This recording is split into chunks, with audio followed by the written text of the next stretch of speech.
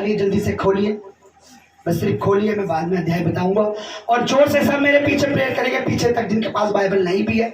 आप दुनिया के सबसे रिच अमीर इंसान हो अगर आपके पास आपकी पर्सनल बाइबल है। और कुछ लोग होने भी वाले हैं जल्दी से रिच, उनके पास भी पर्सनल बाइबल होगी, क्योंकि प्रभु के वचन में लिखा है, तेरा वचन मेरे लिए सोने और चांदी से भी उत्तम है। क्योंकि जो सोना चांदी नहीं कर सकता वो तेरा वचन कर सकता है। अब सुनिए क्या अब सुनिए, अब आप अपनी आंखें बंद कीजिए और मेरे साथ इस दुआ को करेंगे। और मेरे से जोर के आपने बोलना है कि मेरा माइक कम लगे। बोले सर्वशक्तिमान परमेश्वर, सर्वशक्तिमान परमेश्वर, तेरा सारा वचन सत्य है, तेरा सारा वचन सत्य है, तेरा एक एक वचन अटल है। आकाश और पृथ्वी तो टल जाएगी, तेरा वचन कभी ना टलेगा। तेरा सारा वचन पूरा होता है।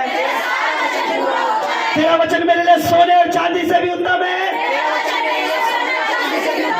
आज जितना वचन मैं सुनूं, मैं विश्वास करूं और तेरे पीछे चलूं, तेरे वचन से मैं मजबूत हो जाऊं, प्रभु यीशु के नाम में, आमीन। अपने साथ वाले को देखो और जोर से बोलो, तेरा आना प्रभु की मर्जी है और तेरा जाना शैतान की इच्छा है। तेरी मर्जी क्या है? आना, तेरा यहाँ आना, तेरा यहाँ बैठना, आपका यहाँ सुनना प्रभु की मर्जी है। आपका यहाँ से जाना, अपने घर में रहना शैतान की इच्छा है। क्यों इसके बारे में आज हम सुनेंगे। आपको पता है शैतान के लिए क्या वर्ड इस्तेमाल हुए बाइबल में? कई तरीके से पुकारा जाता है।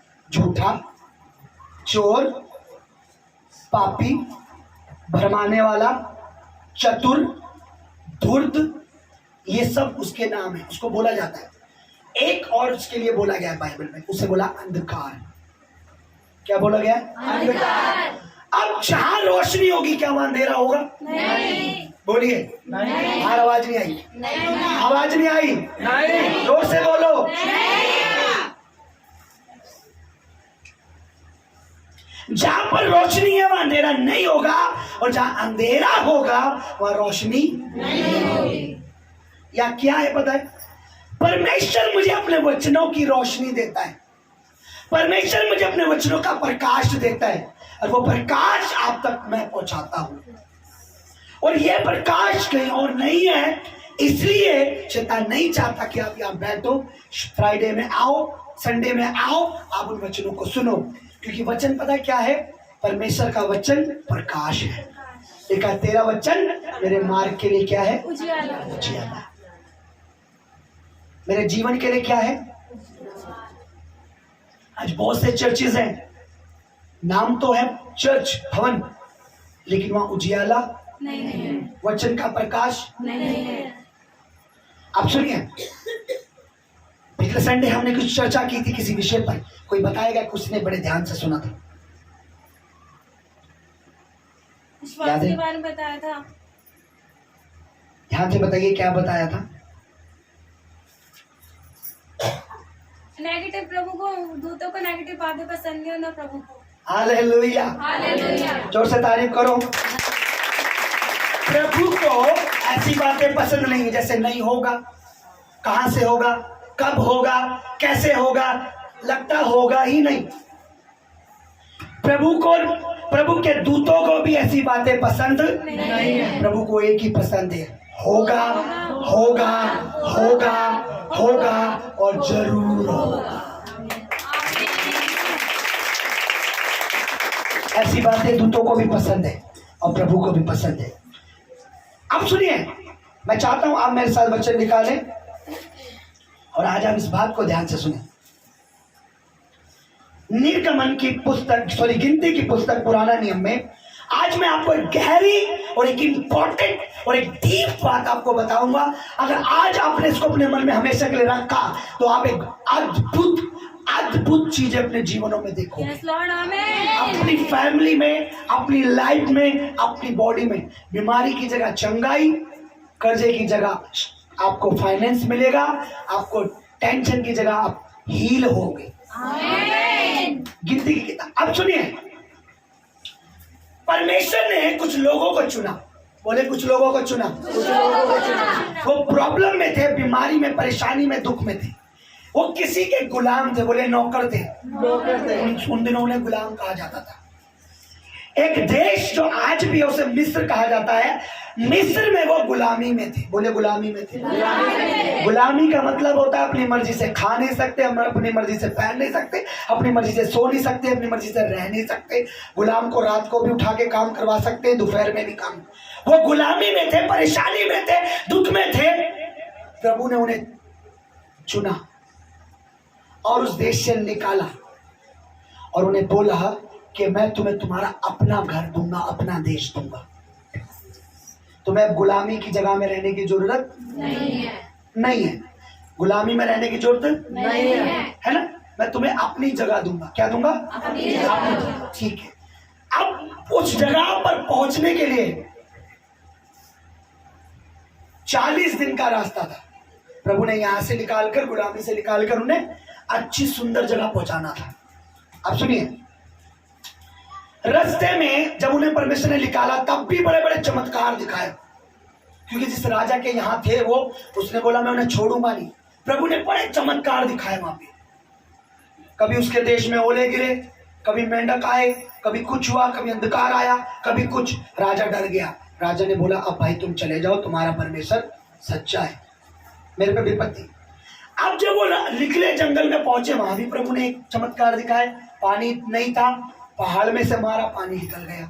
खाना नहीं था, आकाश से उनके लिए खाना गिरता था, खाते थे मन्ना।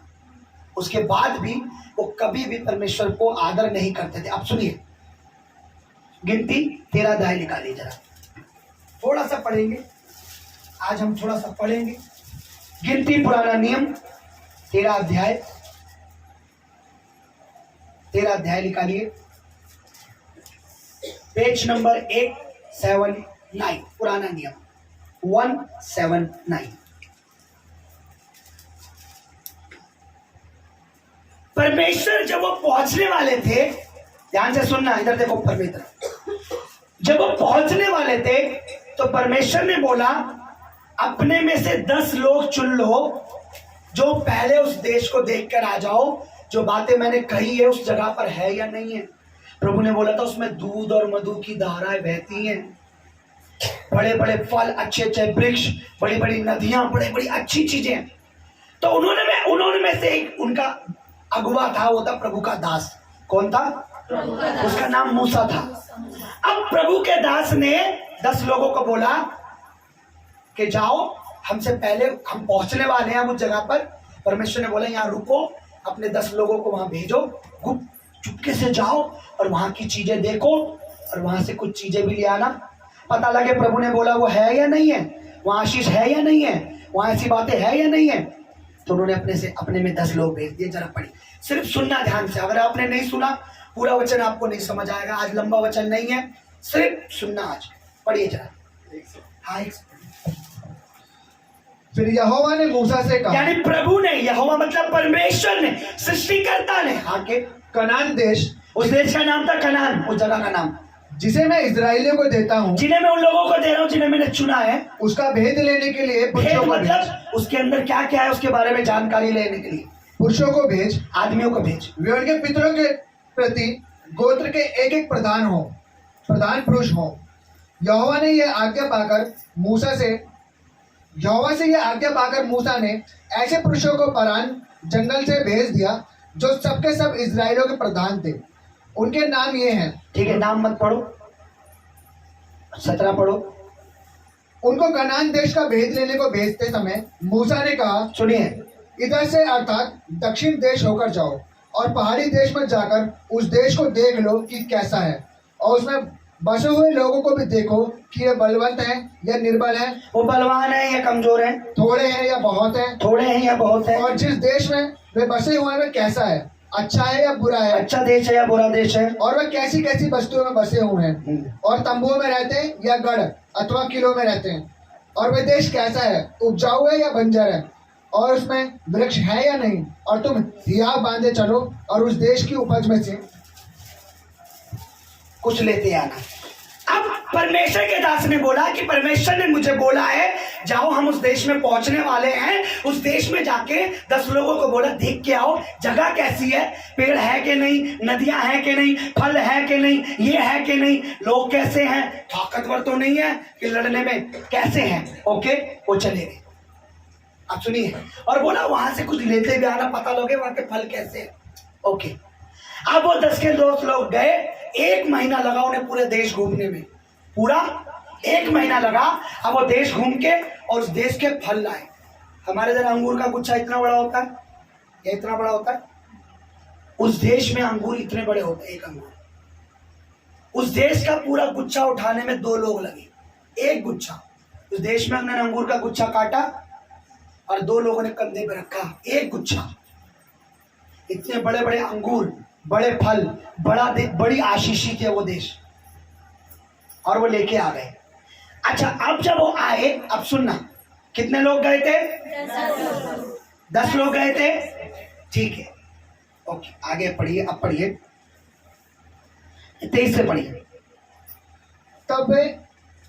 तब वे एशकोल नामक नाले तक गए और वहां से एक डाली दाखों के गुच्छे समेत तोड़ ली। दाख मतलब अंगूर। और 2 मनुष्य उसे एक लाठी पर लाद कर लटकाए हुए उठा ले चले, और वे अनारों अंजीरों में से भी कुछ कुछ ले आए। इजराइली वहां से दाखों का गुच्छा तोड़ ले आए थे, इस कारण उस स्थान का नाम एशकोल नाला रखा ठीक गया। है, 25 से पढ़ो। 40 दिन के बाद देखा, 40 दिन के बाद वे उस देश का भेद लेकर लौट उस आए, देश का सीक्रेट भेद क्या क्या उस देश में आए, और परान जंगल की कादेश नामक स्थान में मूसा और हारून इस परमेश्वर के दास के पास आए। सारी मंडली के पास पहुंचे, जितने लोग थे वो 20 लाख से ऊपर लोग थे, उनके पास आए और उनको और सारी मंडलियों को संदेश दिया। उनको सबको, आज सुनिए, वो वहां से आए, सारी मंडली को, सारे लोगों को बताने लगे उस देश में क्या क्या। आगे पढ़िए। और उस देश के फल उनको दिखाए। हाँ, उन्होंने मूसा से ये कहकर वर्णन किया, जिस देश में तूने हमको भेजा था उसमें हम गए, उसमें सचमुच दूध और मधु की धाराएं बहती है। सचमुच उसमें वही आशीष है, वो जगह बड़ी अच्छी है, परमेश्वर ने जो बोली है। आगे, और उसकी उपज में से यही है, परंतु उस देश के निवासी बलवान हैं और उसके नगर गढ़ वाले हैं और बहुत बड़े हैं। और फिर हमने वहाँ अनाकंशवासियों को भी देखा। दक्षिण देश में अमालेकिया बसे हुए हैं, और पहाड़ी देश में हिर्ती, हयूबी और एमोरी रहते हैं, और समुद्र किनारे और यरदन नदी के तट पर कनानी बसे हुए हैं। अब सुनिए, फलों के बारे में बताया, आशीष के बारे में बताया, साथ में बताया वहाँ लोग बड़े बलवान हैं, बड़े बड़े ऊंचे गढ़ों में रहते हैं, बड़े ताकतवर हैं, बड़े ये हैं, बड़े वो हैं, उन्होंने बताया। अब लोग डर गए। कौन डर गए? कौन से लोग? जिनके साथ परमेश्वर था। क्या हो गए वो? डर गए, रोने लगे। हाय तौबा, इतने बड़े लोग हैं, ऊंचे ऊंचे, लंबे चौड़े, ताकतवर, मर जाएंगे, ये हो जाएंगे। पढ़िए कि क्या लिखा है। पर काबिल ने मूसा के सामने प्रजा के लोगों को चुप कराने का विचार किया। विचार से कहा, हम अभी चढ़ के उस देश को अपना लें, क्योंकि निसंदेह हम ऐसा करने की शक्ति है। पर जो पुरुष उसके संग थे उन्होंने कहा, कालेब और यहोशू। कालेब एक और उन्हीं में था, 10 लोगों में से एक था कालेब, एक यहोशू। उसने बोला, अरे हम उस देश को ले लेंगे, बड़े बड़े लोगों से क्या डर रहे हो, हम अभी चलेंगे, अभी हमारा हो जाएगा वो। ठीक है, कालेब ने बोला। आगे, पर जो पुरुष उसके संग गए थे, जो 8 और गए थे, हाँ, उन्होंने कहा, उन लोगों पर चढ़ने की शक्ति हम में नहीं। नहीं। 2 क्या कह रहे थे? एक ने कहा नहीं, वो देश को हम जीत लेंगे, उस जगह को हम ले लेंगे। 8 ने बोला नहीं, उनसे लड़ने की ताकत हम में नहीं। भैया बड़े बड़े ताकतवर है। आगे पढ़ो। क्योंकि वे हमसे बलवान हैं, हमसे ताकतवर हैं। और उन्होंने इजराइलियों के सामने उस देश की जिसका भेद उन्होंने लिया था, ये कहकर निंदा भी की। आज लोग उसकी बुराई करने लगे। कितने लोग? वो उस देश में गए थे, फल लाए थे, 2 ने बुराई नहीं करी, 8 ने बुराई करना। देश बेकार है, बेकार है वो देश, बड़े लोग हैं, मर जाएंगे। आगे, वह देश जिसका भेद लेने को हम गए थे ऐसा है जो अपने निवासियों को निगल जाता है। आगे, और जितने पुरुष हम में थे हमने उसमें देखे वे सब के सब बड़े डील डॉल के हैं। बड़े ताकतवर है, मतलब अच्छे उपचे लंबे चौड़े। फिर हमने वहाँ नपीलों को अर्थात नपीली जातिवासी अनाकांक्षीवासियों को देखा और हम अपनी दृष्टि में उनके सामने टिड्डे के समान दिखाई पड़ते थे। यार वो इतने बड़े हैं, हम उनके सामने टिड्डी जैसे लग रहे हैं। ओके, और ऐसे ही उनकी दृष्टि में मालूम पड़ते थे। 14 पढ़िए। 1, तब सारी मंडली चिल्ला उठी और रात भर वे लोग रोते ही रहे। अब सारे के सारे 20 लाख लोग डर गए और रोने लगे। इतने बड़े बड़े, हम टिड्डी की तरह हैं, इतने ताकतवर है, हाय, पूरी रात भर रोने लगे। और पता है क्या कहने लगे? हम तो वहीं सही थे जहां गुलाम थे, हम तो वहीं सही थे, अगर खाना तो खा रहे थे, ये तो था, हम वहीं सही थे जहां गुलाम थे, हम वहीं सही थे, हम वहीं सही थे। रोने लगे। आगे पढ़िए क्या लिखा है। और सब इजरायली मूसा और हारून पर बुड़बुड़ाने लगे। अब परमेश्वर के दास पर क्रोधित होने लगे। तू क्यों लाया हमें वहां से निकाल कर? हम तो वहीं गुलाम ठीक थे, वहीं ठीक थे, वहीं ठीक थे, वहीं ठीक थे, तो हमें क्यों निकाल के लाया? आगे, और सारी मंडली उनसे कहने लगी, भला होता कि हम मिस्र में ही मर जाते भला होता हम वहीं मर जाते, हाँ, या इस जंगल में ही मर जाते। या इस जंगल में ही मर जाए। यहोवा हमको उस देश में से ले जाकर क्यों तलवार से मरवाना चाहता है? परमेश्वर हमें उस देश में शायद मरवाना चाहता ले जाकर। देखिए, परमेश्वर कहाँ था? ये गुलामी में, दिक्कत में, परेशानी में। जब आप पढ़ोगे ना इनके बारे में तो आप रो पड़ोगे। इनके कोड़े बजाए जाते थे, गारा और गोबर में इनकी जिंदगी थी, इनसे ईंटें बनवाई जाती थी, धूप गर्मी में। कह रहे हम वहीं बढ़िया थे, और परमेश्वर जिस देश में हमें लेके जा रहा है ना, परमेश्वर हमें शायद वहां पे मरवाना, प्रभु मरवाना चाहता था। बताइए, नहीं। आगे पढ़िए। हमारी स्त्रियां और बाल बच्चे तो लूट में चले जाएंगे। अब कह रहा हमारे बच्चे भी मर जाएंगे और लूट में चले जाएंगे। वो लोग हमारे बच्चों को हमसे छीन लेंगे, मार देंगे। अब ध्यान से सुनना, इस पॉइंट को नोटिस करना। बोलो हमारे बच्चे मर जाएंगे। वो बोल रहे थे कि हमारे लूट में चले जाएंगे। अब इस पॉइंट को याद रखना, क्योंकि सारे कुछ आगे चल के आपको बहुत सामर्थ्य मिलने वाला। आमीन। पढ़िए आगे। क्या हमारे लिए अच्छा नहीं कि हम मिस्र देश को लौट जाएं? फिर वे आपस में कहने लगे, आओ हम किसी को अपना प्रधान बना लें और मिस्र को लौट चले। कह रहे उसी गुलामी के देश में चले जाते हैं, वहीं लौट जाते हैं। अब दोबारा से पढ़िए, अब इससे पढ़िए, 6 पढ़िए, और नून का पुत्र 5 से पढ़िए, 5। तब मूसा और हारून इजरायलियों की सारी मंडली के सामने मुंह के बल गिरे। अब सुनिए, परमेश्वर के दास उनके सामने मुंह के बल गिर गए। ये बहुत बड़ी बात है, उनके पैरों में गिर गए कि भाई ऐसा मत सोचो, परमेश्वर भलाई है जो तुम्हें वहां से निकाल के लाया है, जिस देश में ले जाना चाहता है, भलाई है, मरवाना नहीं चाहता। पर उन्होंने परमेश्वर के दासों की, वो मुंह के बल गिर गए उनके पैरों में।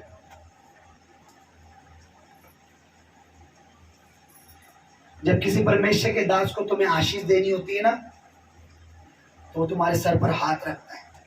जब उससे दुख होता है तो फिर पैरों को छू दे, अगर तुम्हारे पैरों में गिर जाए तो ब्लेसिंग वापस।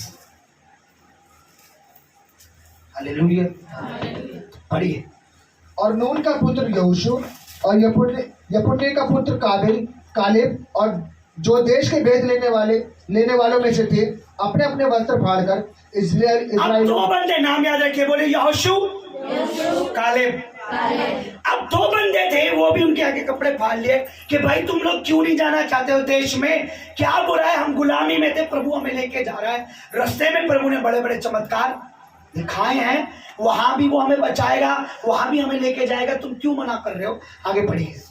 इजरायलियों की सारी मंडली से कहने लगे, जिस देश को भेद लेने को हम इधर उधर घूम कर आए हैं, यह उत्तम देश है, वो देश बहुत अच्छा है, उस देश में चलो, तुम क्यों डर रहे हो? आगे। यदि यहोवा हमसे प्रसन्न हो, परमेश्वर हमसे प्रसन्न है, तो हम उस देश में से जिसमें दूध और मधु की धाराएं बहती है पहुंचाकर उसे हमें दे देगा। प्रभु हमसे प्रसन्न है, उस देश को परमेश्वर हमें दे देगा। हमें डरने की जरूरत नहीं है, हमें डरने की जरूरत नहीं है, हमें डरने की जरूरत नहीं है। परमेश्वर हमें निकाल के लाया है, और परमेश्वर अगर हमें जंगल में ला रहा है तो वो देश भी परमेश्वर हमें देगा। दे देगा। आगे पढ़िए।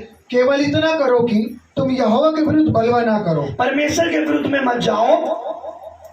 आगे। और ना उस देश के लोगों से डरो, क्योंकि वे हमारी रोटी ठहरेंगे। कह रहा उस देश के लोगों से मत डरो, वो ऐसे जैसे हम रोटी तोड़ के खाते हैं ना, ऐसे ऐसे ठहरेंगे वो। तुम्हें डरने की जरूरत नहीं है। बोलो, सारी चीज का कर्ता धर्ता परमेश्वर है, परमेश्वर है। और सारी चीज से दूर ले जाने वाला डर है। सारी आशीष से दूर ले जाने वाला डर है। डर नहीं है। वो कह रहा है डरो मत, उन्हें तो हम ऐसे मार लेंगे जैसे रोटी को तोड़ के खाता है ना कोई। रोटी तोड़ने में कितनी ताकत लगती है बताइए, बताइए। बासी रोटी नहीं, ताजी रोटी तोड़ने में कितनी ताकत लगती है। ऐसे तोड़ते हो, ऐसे तोड़ते हो, अरे ऐसे तोड़ते हो ना, लावेला। उसके कहने का मतलब था इतनी आसानी तरीके से परमेश्वर वो देश दे देगा, हमें कुछ करने की जरूरत नहीं है। उसने कहा कि परमेश्वर हमें डरने की जरूरत नहीं है। जब परमेश्वर हमारे साथ है तो परमेश्वर वो देश ऐसे ही हमें दे देगा जैसे हम रोटी तोड़ते हैं। पर लोग डर रहे थे। अब सुनिए, मैंने बोला आप थोड़ा सुनना पड़ेगा, पूरा अध्याय में कभी नहीं पढ़ा था। पढ़िए जरा तब क्या लिखा है। छाया उनके ऊपर से हट गई और यहोवा हमारे संग है, उनसे न डरो। तब सारी मंडली चिल्ला उठी कि इन पर पथराव करो। अब परमेश्वर के दास पर पत्थर मारो कि इनकी मत सुनो। आज भी लोग हम पे पत्थर मारते, कैसे? अपनी बातों से। बकवास करता है, झूठ बोलता है, पखंडी है, ये है, वहां नहीं जाएंगे। घरों में, परिवारों में मंडली बनाकर हम पे पथराव करते हैं, और परमेश्वर देखता है मेरा दास तो उन्हें बचाना चाहता है, मैं अपने दास को भेज रहा हूं उन्हें उठाने के लिए, ये पथराव कर रहे हैं। कह रहा उठाओ उन्हें, पत्थर मारो। परमेश्वर के दासों को क्या करो? अब वो गुस्से में हो रहे थे। तब सारी मंडली चिल्ला उठी और कहा इन पे पत्थर मारो। तब यहोवा का तेज, परमेश्वर की सामर्थ वहां उतरी, यानी परमेश्वर उतरा।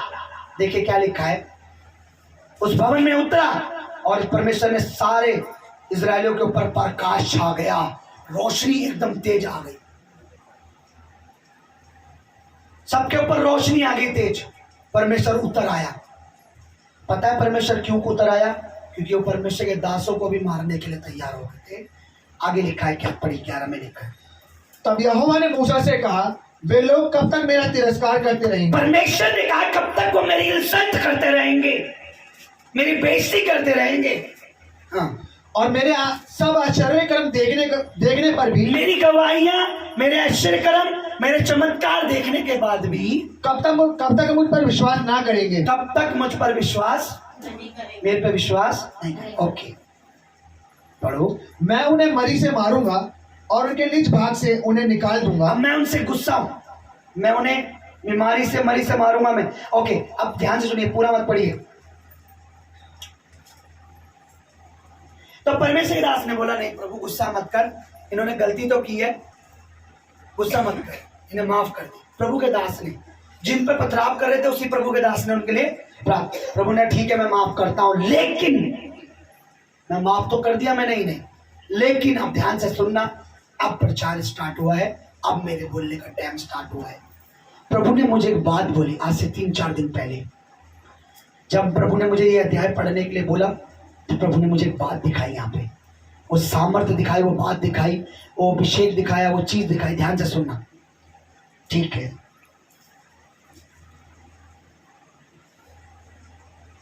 पढ़िए 20। यहोवा ने कहा, तेरी विनती के अनुसार मैं क्षमा करता हूँ। प्रभु ने कहा, परमेश्वर ने कहा मैं इन्हें माफ कर रहा हूं, ठीक है, मैंने कोई दंड नहीं दूंगा। ओके, परंतु मेरे जीवन की शपथ, मेरे जीवन की कसम, याद रखना परमेश्वर 3 मौकों पर कसम खाता है। अपनी कसम क्यों खाता है? क्योंकि उससे बड़ा कोई हम अपने से बड़े की कसम खाते हैं ना, ऊपर वाले की, प्रभु की, है ना, क्योंकि उनसे बड़ा कोई, परमेश्वर से बड़ा कोई है नहीं। जब परमेश्वर 3 मौकों पर अपनी कसम खाता है, एक तब जब वो कोई अटल आशीष देने वाला है, कोई उसे टाल अपनी कसम खाता है, कहता अपनी कसम खा के कहता निश्चय मैं तुझे आशीष दूंगा, तो वो अटल हो जाता है कि अब वो आशीष मिलेगी मिलेगी। दूसरे मौके पर कसम तब खाता है जब उसको बहुत गुस्सा आ जाए, अब मैं अपनी कसम खाता हूं कि अब ये आशीष तुम्हें बिल्कुल नहीं मिलने वाली, आमीन मत बोलना। तीसरे मौके पर तब कसम खाता है जब वो प्रसन्न होता है किसी से, कह रहा मेरे जीवन की कसम, मेरे जीवन की कसम, आगे पढ़ो, सचमुच सारी पृथ्वी यहोवा की महिमा से परिपूर्ण हो जाएगी। सारी धरती पर मेरी महिमा होगी। और उन सब लोगों ने जिन्होंने मेरी महिमा मिस्र देश में और जंगल में देखी और मेरे किए हुए आश्चर्य कर्मों को देखने पर भी 10 बार मेरी परीक्षा की और मेरी बात नहीं मानी, इसलिए जिस देश के विषय में मैंने उनके पूर्वजों से शपथ खाई उनको वे कभी देखने ना पाएंगे। अब मेरे जीवन की कसम, जो देश देने का मैंने उन्हें बोला था, जिस देश में सारी आशीष थी, जिस देश में सारी बरकत थी, आपको पता है वो देश क्यों इतना इंपॉर्टेंट था? पूछे पासा जी क्यों?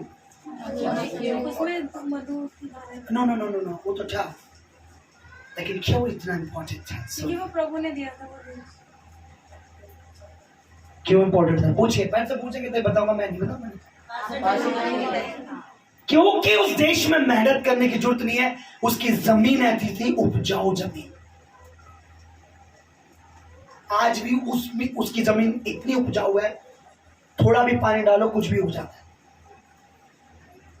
सबसे वंडरफुल जमीन, उपजाऊ जमीन।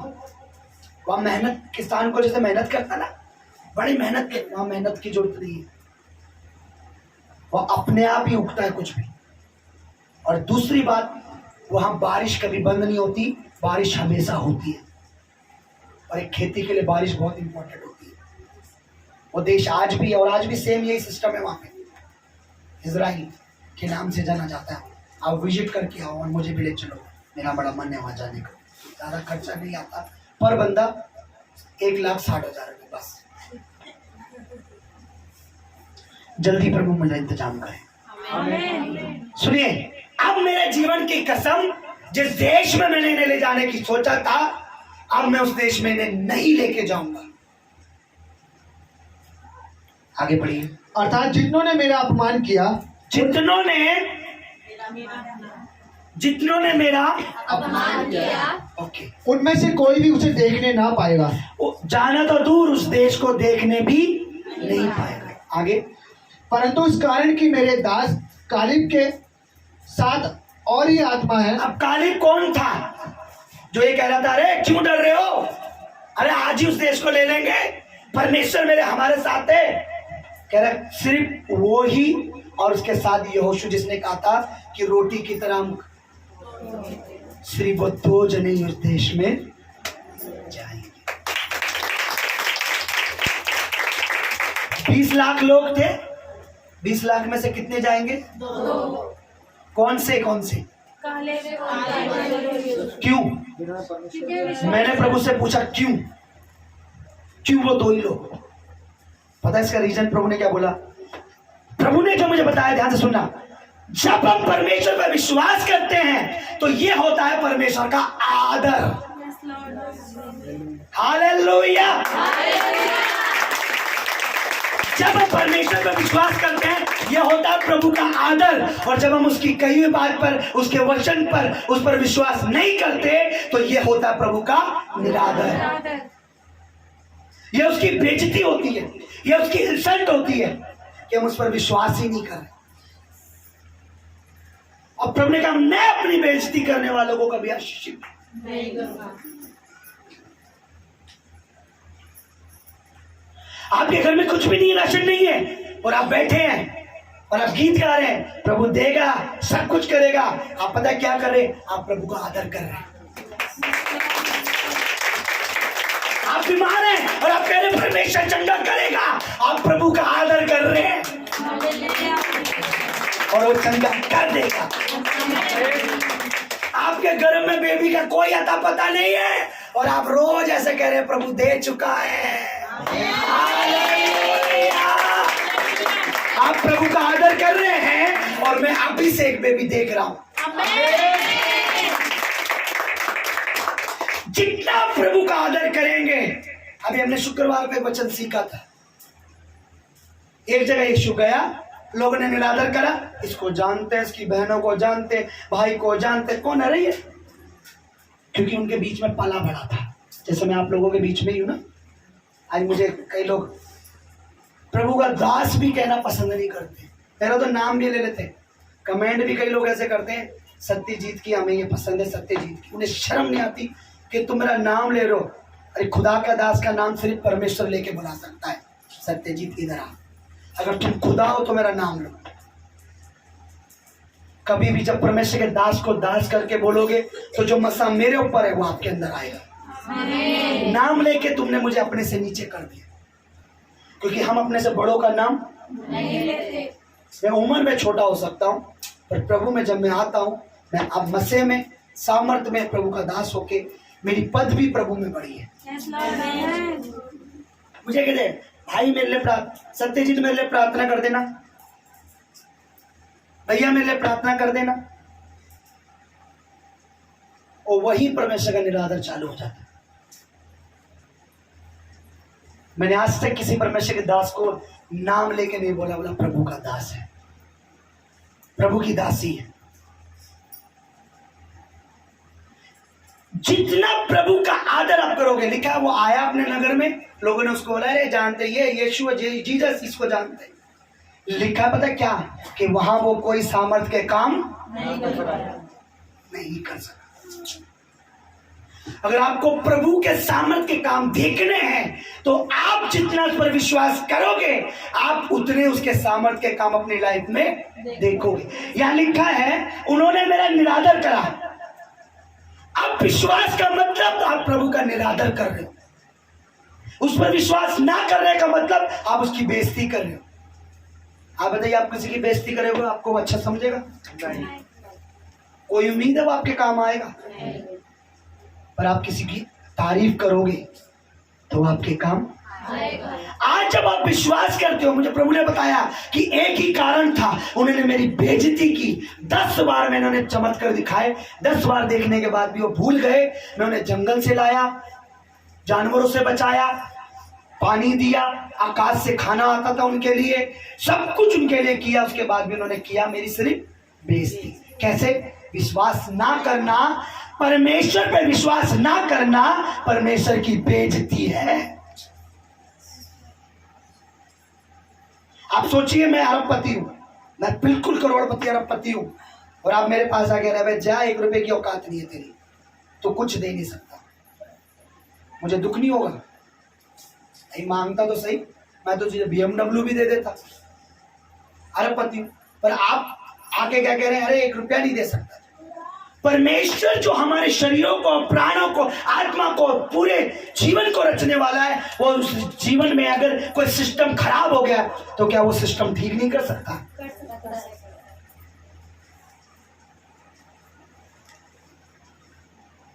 मैं शुक्रवार को बता रहा था उन बेटियों के लिए जिनको बेबी चाहिए या नहीं है, मतलब अगर तुम जिनके पास बेबी, अगर तुम्हें ताने मारे या तुम्हें अपना बच्चा ज्यादा दिखाएं, तो उसने बोला सुन, तेरे पास कोई अलग से सिस्टम नहीं लगा है, जिस परमेश्वर ने तुझे दिया है वो मुझे भी देने की ताकत है।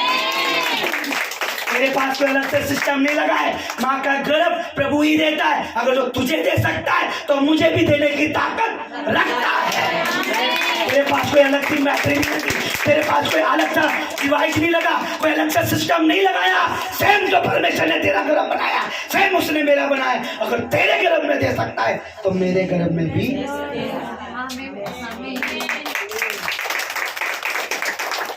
क्योंकि सेम बनाने वाला एक ही है। प्रभु का आदर करोगे वो ऊंचा उठाएगा।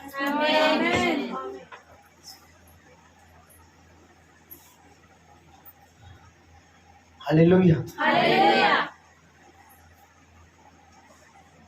अब देखिए, जब आप अपना दशवांश बोते हो, ध्यान से सुनना, यह होता है प्रभु का वचन का आदर। जब आपकी सैलरी कटी पिटी सब आई है, उसके बाद भी जब आप बढ़ के बोते हो, ये होता है प्रभु का दुगना आदर।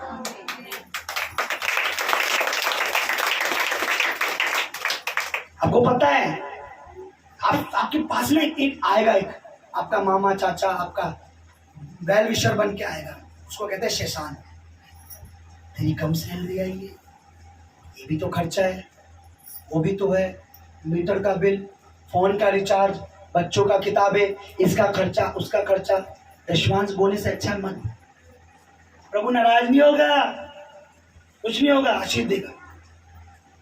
उसे बोलो मुंह बंद रख, अब करूंगी तो प्रभु आगे तक करेगा। क्योंकि मैं अपने प्रभु का आदर नहीं छोड़ सकता। एक गवाही देता हूँ, खड़ो ना बेटा, ध्यान से सुनना।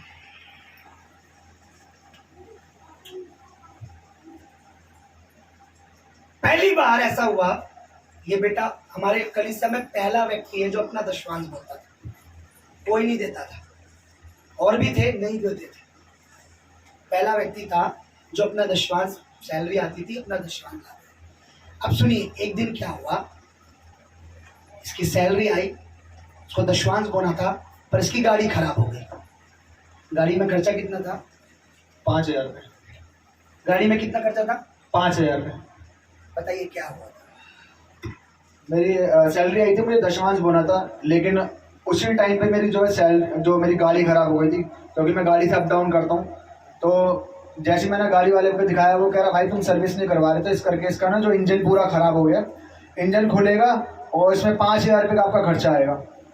तो मैं बहुत घबरा गया, मैं कहा सैलरी भी इस बार कम आई है, इतनी खास सैलरी भी नहीं आई, क्योंकि मेरी सैलरी कुछ ज़्यादा नहीं है, 8,000 में सैलरी है। सिर्फ 8,000 थी, जिसमें से 5,000 गाड़ी में चला जाएगा। तो मैं घबरा गया, मैंने कहा 8,000 सैलरी में से 5,000 गाड़ी में लगा दूंगा तो फिर मैं घर का कैसे करूँगा। तो उसी टाइम शैतान ने मेरे मन में बात किया, कह रहा है कि तू दशवांश वगैरह छोड़ना, क्या करेगा दशवांश देकर, वैसी सैलरी कमाई है, एक काम कर तू गाड़ी ठीक करवा ले और अपने घर के खर्चे कर। तो मैंने पास्टर जी को बताया, मैंने कहा पास्टर जी ऐसे ऐसे शैतान ने मेरे मन में बोला, लेकिन मैंने शैतान को तभी तुरंत मुंह तोड़ जवाब दिया। मैंने कहा मैं पूरे जिंदगी पूरे महीने पैदल चल लूंगा, लेकिन दशवांश जरूर बोलूंगा। इसने जवाब नहीं दिया, इसने शैतान के किक मार दी।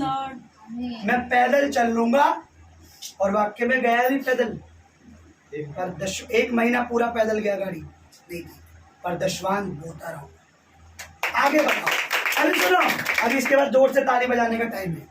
हाँ, उसके बाद मैंने दशवांश बोया और मैंने पास्टर जी को बताया, पास्टर जी ऐसे ऐसे मन में बात हो रही थी, शैतान ऐसे थे कह रहा था। पास्टर जी ने कहा तुमने बहुत अच्छा किया, और मैंने जैसे दशवांश बोया, मैं गाड़ी वाले के पास परमेश्वर का आदर देखिए, उसका फल देखना। आगे सुनिए, मैं गाड़ी वाले के पास गया कि मैंने कहा एक बार देखना जरा इसको खोल के, मतलब आपने बताया 5,000 रुपये का खर्चा है। उसने कहा भाई मैं खोल के देख लेता हूँ, 5,000 रुपये का भी आएगा, जो भी आएगा वो मैं तुम्हें बता दूंगा, क्योंकि 5,000 तो मेरे हिसाब से आएगा ही आएगा इसके अंदर खर्चा। तो जैसे उसने गाड़ी खोली, उसने गाड़ी खोल के ठीक ठीक करके रख दी, और मैंने बहुत मेरी भी गाड़ी सेम ऐसी खराब हुई थी जैसे इनकी। मेरे 6,000 का खर्चा आया था जो इन्होंने काम करवाया। उस समय मैं भी दशवांश नहीं बोता था, भवन में तो जाता था, लेकिन बोता कुछ नहीं था। गाड़ी खराब हुई, 6,000 का खर्चा आया, 6,000 ही लगे, बल्कि ऊपर ही लगे थे। आगे ठीक है, जैसे उसने गाड़ी वाड़ी ठीक करके रखी, मैं बहुत घबराते हुए गया। मैंने कहा यार अब तो 5,000 रुपये जैसा चलेगा, 3,000 रुपये उसमें से भी दशवांश मैंने दे दिया था, और शायद 1,500 का घर का कैसे करूँगा पूरे महीने। मैं बहुत टेंशन में गाड़ी वाले के पास गया, और मैंने उससे पूछा, मैंने कहा भाई बताओ कितना पैसा लग गया आपका, मतलब कितना खर्चा आ गया इसमें।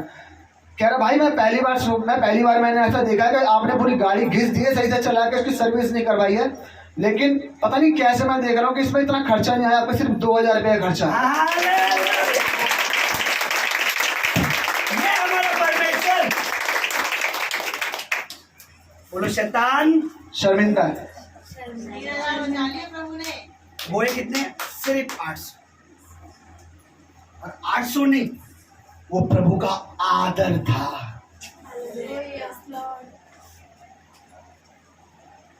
2,000 में कम हो गया, जा बेटा तेरा।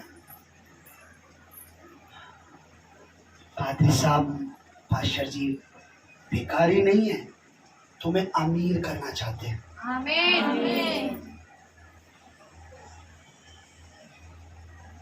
आपसे चिल्लड़ लेकर आपको पता है क्या देना चाहते हैं? आपको पोटलियां देना चाहते हैं।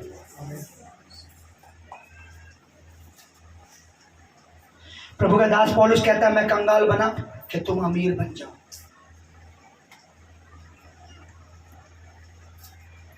जब भी आप कभी लाइफ में प्रभु का आदर करोगे, रिजल्ट क्या आएगा? पॉजिटिव। प्रभु आपको आप कई लोगों ने क्या बोला, सुनिए ध्यान से। दीवार, मैंने बोला दीवार के लिए काम चलेगा, ऐसे हाथ खड़े कर दिए, हम बोएंगे। पूरी कलीसिया में एक विधवा ने बोया बस।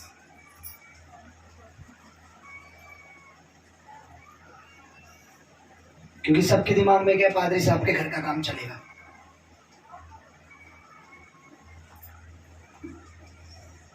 प्रभु आपको अपना आदर करने का एक चांस देता है। पता है क्यों? पूछे पास्टर जी क्यों? उसके बाद एक बड़ी महिमा छुपी होती है।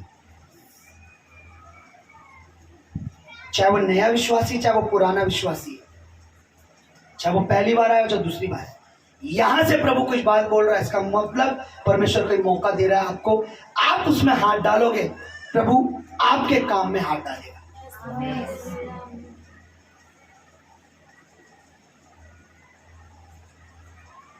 इसलिए कहता हूं मत हाथ उठाओ।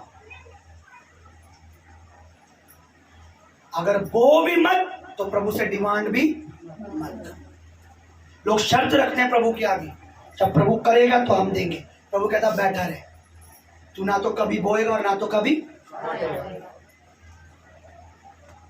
पहले प्रभु करेगा, ये चीज हो जाएगी, बेबी दे देगा। अगर ये हो जाएगा, एक गवाही और दूं। बोलो पास्टर जी लेट हो रहे हैं, बोलो नहीं हो रहा। मैंने बोला नेट 12 बजे बस खत्म हो चुका है, अब प्रचार नहीं है। इसके बाद ले हैंड है, आप रुकोगे ले हैंड होगा, नहीं तो चले जाना, क्योंकि प्रभु की मेज लगेगी। और मुझे बड़ा मजा आता है शैतान को लज्जित करने में, जब भी मेज लगती है कि देख बिना कर्मों के धर्मी बन के घूम रहा हूं, कोई काम नहीं करे अच्छे मैंने, लेकिन धर्मी, क्योंकि उसके लिए मेरे प्रभु ने मार खाई, उसकी मार का आदर करता हूं। मेरे हाथ से तो क्या, मेरा बाप भी, अगर मेरे फादर साहब भी पास्टर होते, प्रभु के दास होते, तो भी हीलिंग नहीं होती अगर उसने कोड़े नहीं खाए होते। लिखा है उसके कोड़े खाने से तुम लोग चंगे, उसने मार खाई, सामर्थ आई, आज वो सामर्थ तुम्हारी जिंदगी में काम कर रही है। अगर तुम्हें ये विश्वास है, मुझे नहीं पता, आई डोंट केयर कौन है, कोई भी, अगर तुम में से बेबी वाले कितने, 1 2 3 4 5 6, तुम में से एक भी अगर आज ये विश्वास करेगा अपने गर्भ पर कि तूने मार खाई है और मैं चंगी हूं, आपका सिस्टम काम करने लगेगा।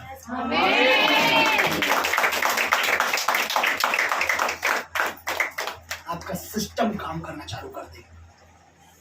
जो बेबी नहीं बना रहा वो बेबी बनाना चालू कर देगा। पर शर्त यह कि आपको विश्वास होना चाहिए कि यीशु तूने मार खाई। आप सुनिए, जब भी प्रभु का आप आदर करोगे किसी भी बात से, प्रभु आपको उठाएगा, नीचे कभी गिरने नहीं देगा। अब मैं लास्ट बात इसमें से पढ़ रहा हूं, पढ़िए जरा। मैंने बोला था ना एक पॉइंट पे रुकना, ध्यान रखना, कौन सा बोला था बताइए? बच्चे मर जाएंगे। गुड़िया इसको टॉफी देना जब ये जाए। मुझे ऐसे बच्चे पसंद है। क्या बोल रहे थे? हम उस देश में जाएंगे तो हमारे बच्चे मर जाएंगे, छीन लिए जाएंगे, मर जाएंगे। अब सुनिए, पढ़िए 23 पढ़िए। इसलिए जिस देश के विषय में मैंने उनके पूर्वजों से शपथ खाई, कसम खाई थी, उसको वे कभी देखने ना पाएंगे। अर्थात जितनों ने मेरा अपमान किया है, जिन्होंने मुझ पर विश्वास नहीं किया, उन्होंने मेरा क्या किया है? अपमान। क्या किया है? अपमान। क्या किया है? अपमान। हाँ जी, क्या किया है? अपमान। सुन रहे हो? जब भी वचन सुनो, कैप उतार के सुनो, आशीष आती है ऊपर, टोपी पे चली जाएगी। सच बोल रहा हूँ, मुझे भी पता नहीं था ये बात। एक बार भवन में गया, प्रभु ने बोला उतार दे, सर पे आशीष चाहिए, टोपी तो चली जाएगी। अब सुनो, मैं रियल बोल रहा हूँ, प्रभु ने मुझे बोला, मैंने टोपी उतार दी, सर्दियों का टाइम था। सुनिए क्या करा उन लोगों ने मेरा? अपमान। अपमान। उन्होंने प्रभु को कोई गाली दी थी? बोलिए बोलिए, परमेश्वर को गाली दी थी? नहीं। सिर्फ क्या कहा था, उस देश में हम नहीं जाएंगे, मर जाएंगे, यानी उन्हें विश्वास नहीं था। जब भी आप परमेश्वर में विश्वास नहीं करते, सोने वालों सुन लो, बाहर नींद मत लो, जब भी आप प्रभु में विश्वास नहीं करते, अब आदमी मार के खा जाएगा, वो फलाना मार के खा जाएगा, यीशु बचाने नहीं आएगा। 1 बजे कौन सा यीशु आ रहा है? चर्च तो 10 बजे खुलता है। शुक्रवार को कहाँ यीशु बचाएगा? शनिवार को कहाँ यीशु बचाएगा? आदमी शनिवार को कूट के चला जाएगा, क्योंकि यीशु तो संडे को आता है ना, संडे वाला यीशु है ना। अरे वो 24 घंटे आपके साथ रहता है।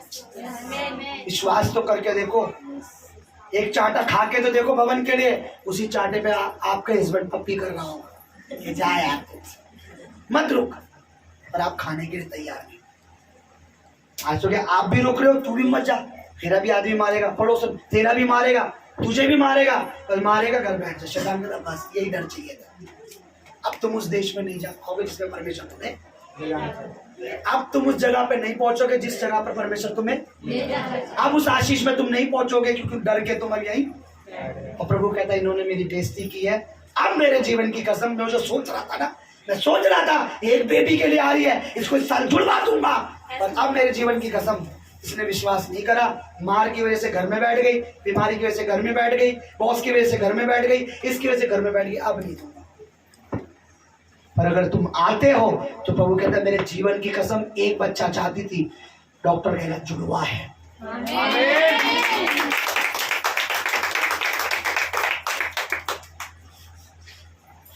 क्यों? क्योंकि इसने मेरा आदर किया है, बोकर आदर किया है, प्रार्थना में आकर आदर किया है, मुझे टाइम देकर आदर किया, मेरी गवाही देकर लोगों को लाकर मेरा आदर कर रही है, लोगों को समझाकर मेरा आदर कर रही है।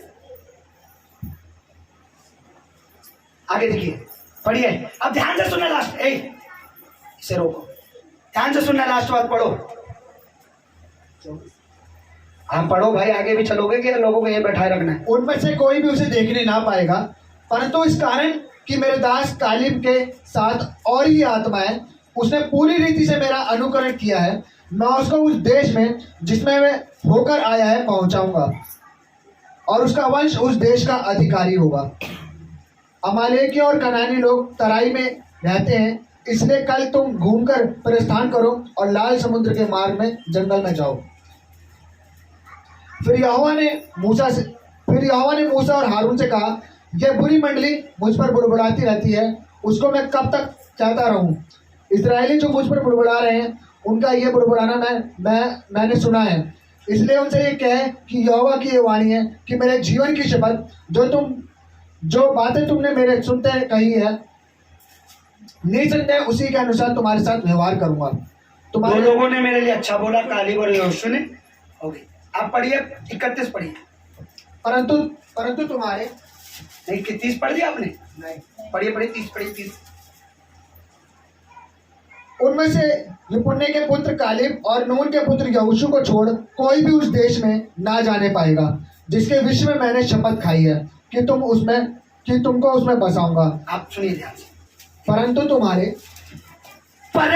तुम्हारे बाल बच्चे, जिसके विषय में तुमने कहा है कि वह लूट में चले जाएंगे, उनको मैं उस देश में पहुंचा दूंगा। हालेलुया। तुम्हें ये चिंता थी वो मर जाएंगे और वो उस देश में जाएंगे, तुम अपने आप को बचा रहे थे, तुम यही मर जाओगे। तुम छोटे बच्चों की टेंशन ले रहे थे ना, है ना, पर मैं उन देश में उसको पहुंचाऊंगा।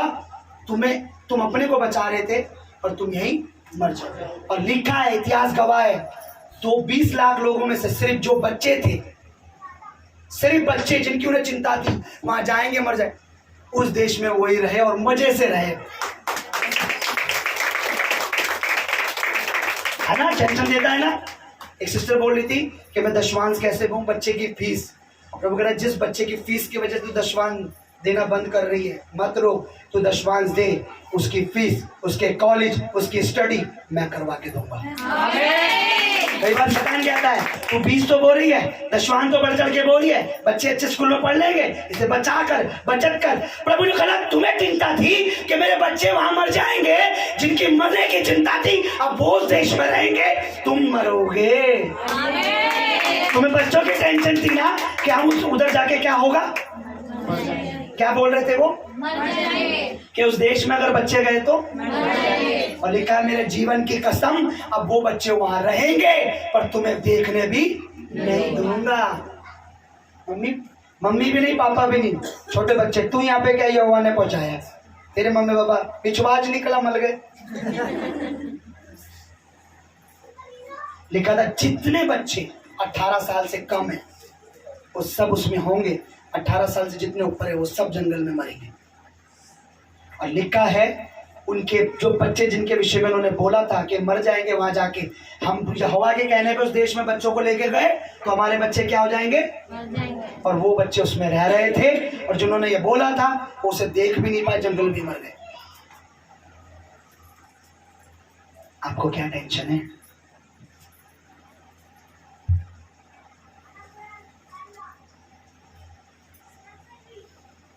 आपको टेंशन है यहाँ आएंगे, बहू आएगी तो बेटा मारेगा, तो बहू तू मत जा भवन में क्योंकि तुझे तेरा पति तो वाक्य में सारी जिंदगी मारेगा, लेकिन बहू तू चल, ये 1 या 2 दिन ही तो मारेगा, वही पति उसका ठीक होकर उसके साथ भवन में बैठा होगा।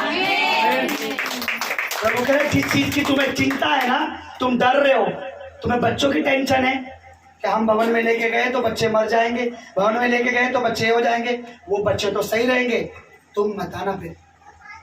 अरे शैतान यही चाहता है कि हम परमेश्वर की इंसल्ट करें,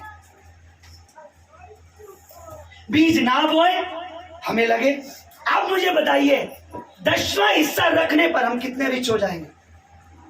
एक गवाही दूं, परसों शुक्रवार को सिस्टर आ रखी थी, सैलरी नहीं आ रही थी, उनका कहना था पादरी साहब पास्टर जी जब से मैंने बोला है कि मैं दशवांश बोऊंगी मेरी तनख्वाह कभी इतनी होल्ड नहीं हुई, आज क्या हो गया मेरी तनख्वाह इतनी होल्ड हो गई है।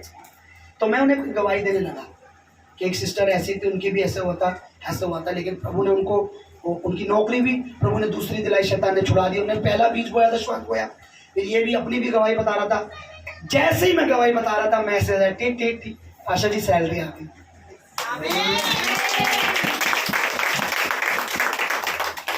मैंने बोला ये प्रभु है, तुम यहाँ गवाही सुन रहे हो, बातें कर रहे हो भवन में, प्रभु तुम्हारे सिस्टम में काम कर रहा है, सैलरी पहुंचा दो। वही बैठे जब वो गवाही सुन रही थी, कह रही बहुत दिन हो गए, इतनी लेट कभी नहीं होती, सैलरी नहीं आ रही, और हम गवाही दे रहे थे उसे सैलरी की कि जब हम बोलते हैं प्रभु कैसे काम करता है। उसी समय मैसेज आया, पाजी साहब जरा स्कैनर लाइए जरा, दशवांश दे। आग लग गई शैतान को, आग लग गई क्योंकि इसका खाता खुल चुका है स्वर्ग में, इसका खाता बन चुका है, क्योंकि वचन में लिखा है तेरा दान और तेरी प्रार्थना परमेश्वर के पास पहुंचा दी गई है। पता है एक व्यक्ति बहुत दान देता था प्रभु के लोगों को, बहुत बीज बोता था, वो पैसे पाई में अच्छा था, बहुत मदद करता था चर्च की, भवन की। ऐसे करते करते कई साल हो गए, कई महीने कई साल हो गए थे, पर वो रुकता नहीं था, बहुत सपोर्ट करता था, कोई भी काम हो लोगों को सपोर्ट करता था। एक दिन उसके घर में स्वर्गदूत आया, वचन में लिखा, स्वर्गदूत ने बोला सुन, तू जो प्रार्थना करता है और जो तू दान बीज बोता है ना, वो परमेश्वर के पास पहुंच गया।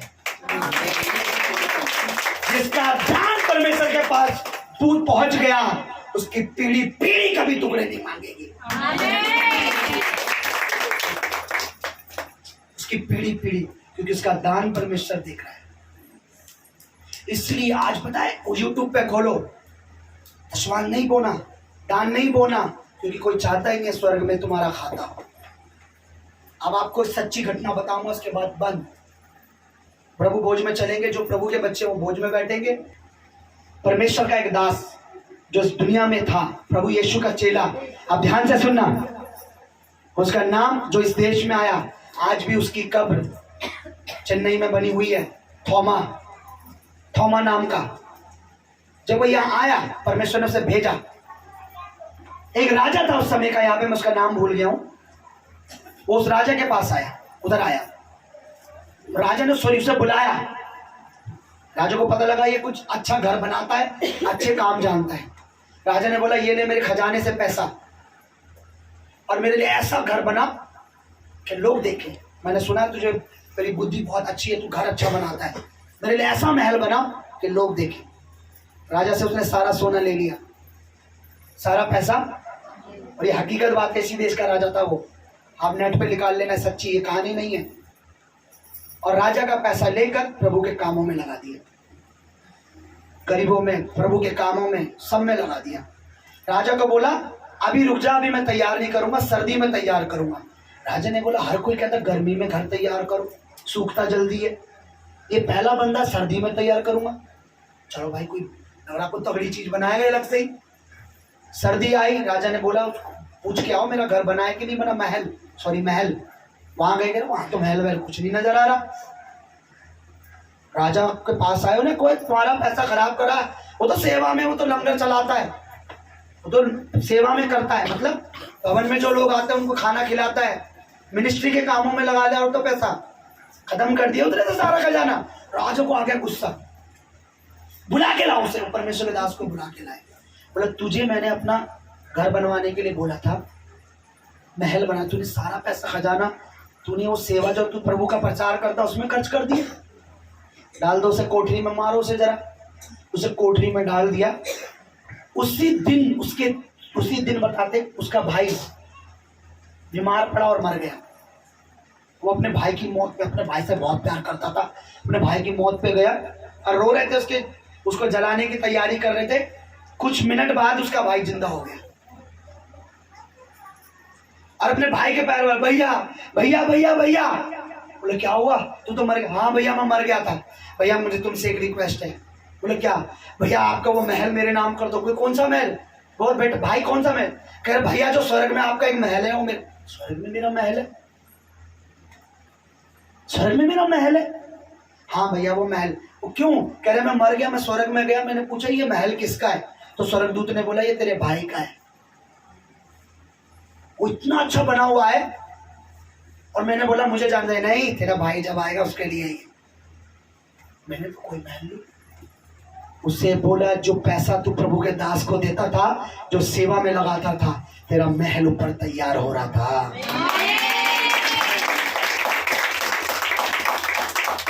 पता है उसने उस परमेश्वर के दास को जेल से निकाला, ये सच्ची घटना है। बोला मेरे भाई आज से मैं भी तेरे साथ सेवा करूंगा, खोल खजाना, चल सेवा में लगाएंगे।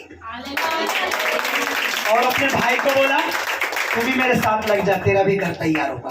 वास्तव में उसका घर सच में तैयार हुआ ऊपर।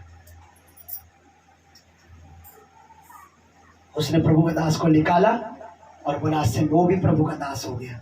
सेवा में सारा धन लगा दिया अपना कि भाई यहाँ मरने के बाद मेरा कुछ सभी ही छूट जाएगा, ऊपर तो बना बनाया मिलेगा। और आप में से किसी को ये मजाक लगेगा, पर मेरे पता है, आपको पता है प्रभु यीशु ने जाते समय क्या बात बोली थी कि मैं जा रहा हूं तो तुम्हें लेने भी आऊंगा। क्यों गया हूं पता है? तुम्हारे लिए ऊपर घर तैयार करने। खुद यीशु मसीह ने बोला था तुम्हारे लिए ऊपर घर तैयार करने ले जा। वो राजा हैरान हो गया कि मैं इसे पैसा देता था, ये जो सेवा में लगा रहा था, मेरा घर बन रहा है। अगर स्वर्ग में अपने पैसे, अपने समझ, अपने मन को सही जगह लगाना स्टार्ट करो, मैं नहीं कहता मुझे दो, जहां आपको लगे प्रभु का काम है, यहां परमेश्वर है, वहां वो बस। कल को कोई मुझे ना बोले और बड़ी बड़ी बातें लालची था अपने लिए कर रहा, क्योंकि मैं भी यहीं छोड़ जाऊंगा सब कुछ। पर मैं जो कर रहा हूं अपने स्वर्गीय घर के लिए कर रहा हूं। आप जो बोगे वो अपने घर के लिए करो। आपको वहां पे टाइल पत्थर चाहिए, अच्छा चाहिए, आप वैसा बो। आपको मजाक लगा, नेट पे पूरी बात पड़ी, मैंने सुनी पूरी, और ये कोई स्टोरी नहीं है, ये सच्ची घटना है। वो राजा इस देश का था, आप नेट पे सर्च कर लेना, उसका नाम भी आएगा, फलाना फलाना राजा था इस देश में। और ये बात कलकत्ता के आसपास की है, बंगाल या कलकत्ता की है बात। और राजा भी सेवा करने लगा। जब उसका भाई मर गया उसने महल देखा, बोला आपका ऊपर वाला महल मेरे नाम कर दो। बोले मैंने तो कोई महल ही नहीं बनवाया। बोला जिस दास को तुम पैसा देते थे वो सेवा में लगाता था और परमेश्वर तुम्हारा घर तैयार करता गया। मैं जब बात कर रहा हूँ ना परमेश्वर आत्मा में उसका अभिषेक इतना मेरे को छुआ। Choice is your. आइए हम खड़े हो।